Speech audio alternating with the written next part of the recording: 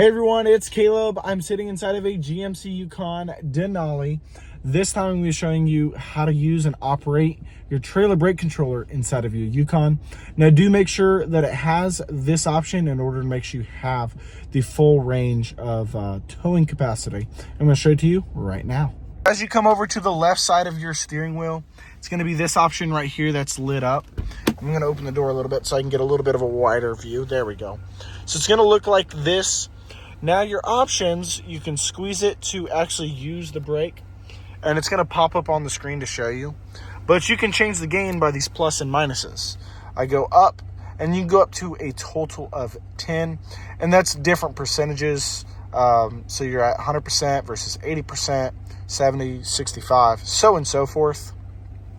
And that's pressing the plus and minus signs. And that's how you're able to use it. That's set up for your trailer to clamp the brakes at that pressure or that percentage of the brake, and then that's when you use this, and you can clamp it a little bit or a lot at a time. Now to show you where the hookups are, and you're still going to have this for every Yukon is going to be back here. What the perk of having the max tow package is to make it where if your trailer has brakes, you're able to use that. So we're going to pull this off, taking off the pieces on the bottom, undoing those. I'm going to pause it for just 1 second and get this off.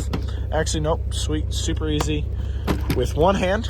Now that we've got it off, you can see under here, this is your 7-pin adapter that you plug in with your trailer to use all your lights.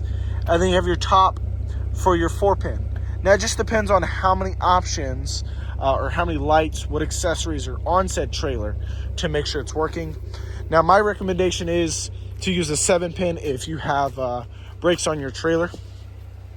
But that's how you're able to use your trailer brake controller on your new, now this is a 2024 Yukon, so between 2021 and 2024. Thank y'all again for watching. I'll see y'all soon.